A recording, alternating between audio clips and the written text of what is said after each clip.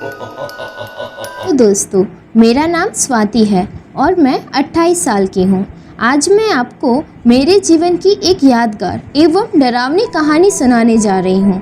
अगर आपको पसंद आए तो लाइक, सब्सक्राइब एंड कमेंट करना।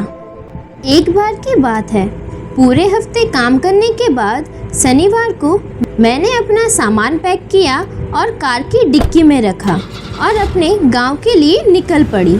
जब मैं अपने गांव वाले घर पहुंची तो मैं बहुत ही थक गई थी। रात भी बहुत हो चुकी थी। मुझे बिस्तर पर लेटते ही नींद आ गई और रात में अचानक मेरे कार का अलार्म बजने लगा, जिसके कारण मेरी नींद खुल गई। मैंने खिड़की से बाहर देखा तो कोई भी बाहर नहीं था। मैंने अंदर से ही कार का अलार्म बंद किया और वापस सोने चली गई। कुछ समय बाद कार का अलार्म फिर से बजने लगा। इस बार मुझे बिस्तर छोड़ने का बिल्कुल मन नहीं था और मैंने बेड पर से ही अलार्म बंद कर दिया। सब कुछ फिर से एकदम शांत हो गया। फिर से 5 मिनट बाद तीसरी बार अलार्म बजने लगा। 1 या 2 बार तो संयोग से हो सकता था, पर 3 बार क्या कोई मेरे साथ मजाक कर रहा था? मैं उठी और फिर से कार का अलार्म बंद किया, लेकिन इस बार अलार्म बंद करके मैं लेटने नहीं गई, बल्कि वही खिड़की के पास खड़ी होकर बाहर देखने लगी। कुछ समय बाद ही मैंने देखा एक परछाई पेड़ के पीछे से बाहर आई और कार की तरफ बढ़ने लगी। उस साये का आकार दिखा। वो लंबा था, काला और पतला सा था। उस साये ने अपने पतले हाथों से मेरी कार पर ठोका और फिर से कार का अलार्म बजना शुरू हो गया और वो बहुत तेज़ रफ्तार से वो वही पेड़ के पीछे चला गया। उस वक्त मुझे समझ आ गया कि मेरे साथ क्या हो रहा है और मैं डर गई। मैंने अलार्म बंद किया, लेकिन मैं खिड़की से बाहर देखती रही। इस बार वो साया पेड़ों की तरफ से मेरे घर के दरवाजे की तरफ आने लगा और गेट की कुंडी हटा दी और डर की वजह से मैं वहीं पर जम गई थी। बहुत से गंदे गंदे ख्याल मेरे मन में चलने लगे, लेकिन वो कौन था? आखिर मुझसे क्या चाहता था? वो क्या कर रहा था? वो आखिर यहाँ से जाएगा या नहीं? ये सब सोच सोचकर मेरे रोंगटे खड़े हो गए। मेरा गला सूख गया। मेरा दिल ज़ोर ज़ोर से धड़कने लगा। मैं बहुत चिंतित हो गई। अपने हाथों से मुट्ठी बांध ली। मैंने थोड़ी हिम्मत बटोरी और बहुत तेज़ी से नीचे की तरफ भागी।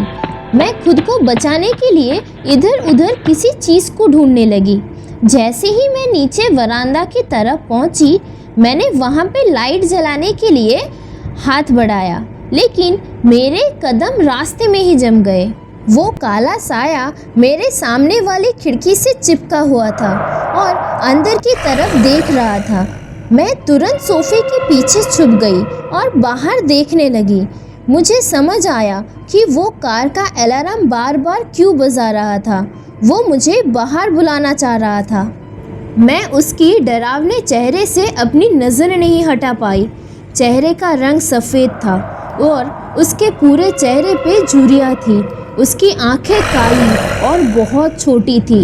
नाक की जगह पर खरगोश की तरह 2 छेद थे। उसके दांत किसी दानव जैसे थे।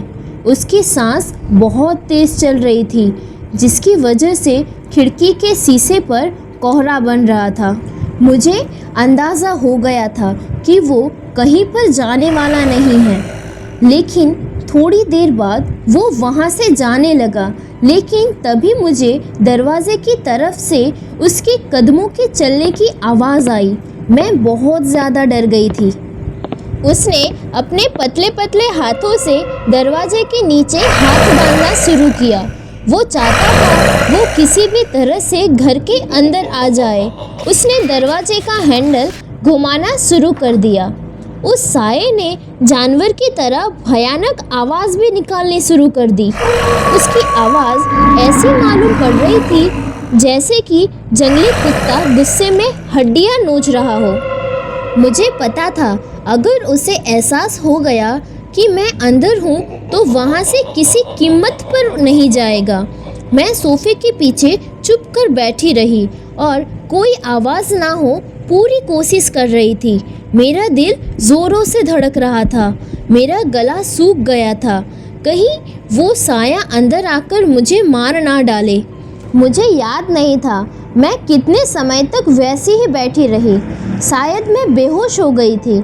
जब मैंने बाहर देखा तो वो साया जा चुका था और दरवाज़ा अभी भी बंद था और सब कुछ एकदम शांत और अपनी जगह पर था।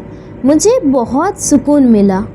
मैं छत पर अपने कमरे में गई और खिड़की से मैंने बाहर देखा तो सुबह हो रही थी।